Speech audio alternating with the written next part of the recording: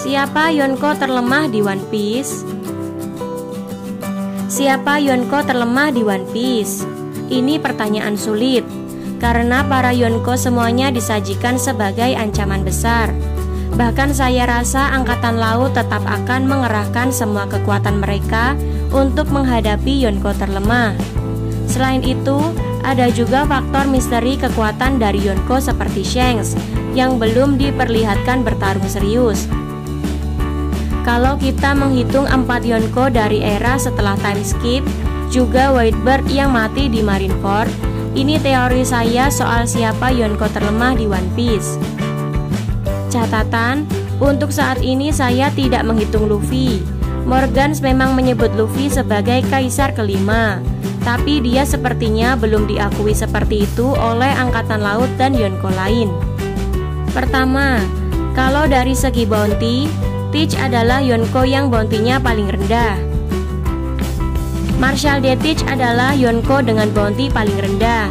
Bounty dia adalah 2.247.600.000. Itu saat masih lebih tinggi dari Luffy, tapi masih lebih rendah dari para Yonko lain. Tapi apakah itu otomatis berarti Teach adalah Yonko terlemah? Mungkin tidak. Bounty 2 miliar Teach ini bisa jadi lebih disebabkan karena dia adalah sosok baru yang tadinya memiliki bounty 0 dan meroket menjadi Yonko dalam waktu yang sangat singkat. Kita juga tahu Teach itu jago menyembunyikan kekuatan dan rahasia. Saya jadi curiga bounty 2 miliar itu karena Angkatan Laut tidak sepenuhnya tahu potensi kengerian Teach. Dari segi kekuatan, Teach yang punya Yami Yami Nomi dan Gura Gura Nomi sekaligus bisa menciptakan kehancuran besar. Sebelum memperoleh kekuatan buah iblis, Teach juga dulu mampu menorehkan luka di wajah Shanks. Dari segi ketangguhan fisik, Teach seharusnya menderita rasa sakit lebih parah dari orang normal akibat efek Yami Yami Nomi. Tapi ia selalu bisa bangkit setelah diserang, kecuali saat ia kena racun Magellan. Hanya saja, masalah Yami Yami Nomi membuat Teach menderita rasa sakit lebih parah dari manusia normal. Itu bisa jadi kelemahan tersendiri. Soalnya Big Mom dan Kaido tidak memiliki masalah tersebut, dan kita sudah melihat sendiri betapa tangguhnya mereka. Kalau misalnya Teach dihadapkan pada situasi Kaido, di mana dia dilukai oleh Akazaya 9, sebagian besar Worst Generation serta Yamato, maka dia bisa jadi akan tumbang. Kecuali kalau dia masih punya kekuatan rahasia yang gak kita ketahui. Kedua, kalau kita memperhitungkan semua Yonko, maka Edward Newgate era Marineford bisa diperhitungkan lemah karena penyakitnya.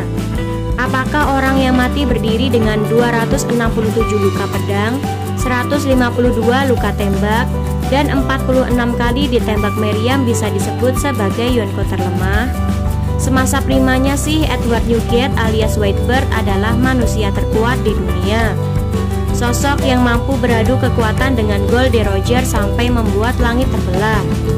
Namun Whitebird di Marineford memang terasa sudah melemah dibanding masa primanya.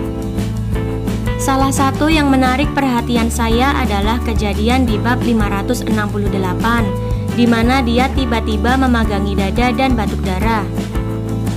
Situasi Whitebird itu berdampak buruk. Bukan hanya kemudian Akainu bisa menyerang Whitebird, Marco pun jadi lengah hingga dia bisa diserang Kizaru dengan mudah.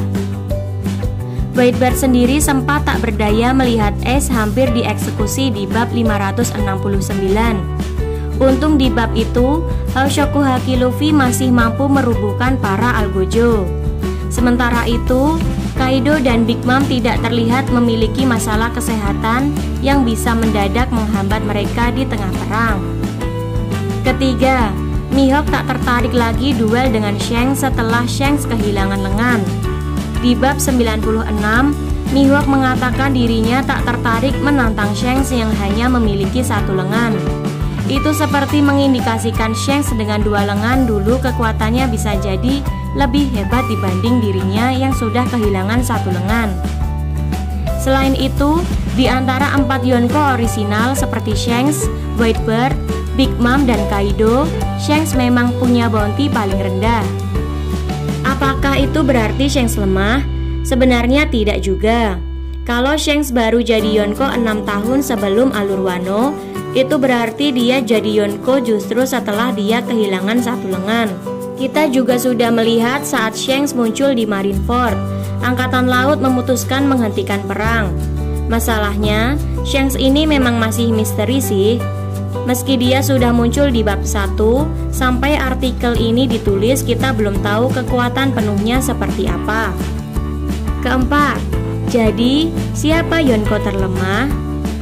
Teach bounty-nya terendah di antara para Yonko, dan dia punya kelemahan, yaitu menderita rasa sakit lebih hebat dari normal akibat efek buah yami-yami. Tapi sekarang dia punya kekuatan buah gura-gura, yang membuat potensi destruktifnya lebih ngeri. Selain itu, kekuatan Teach setelah time skip juga masih misteri.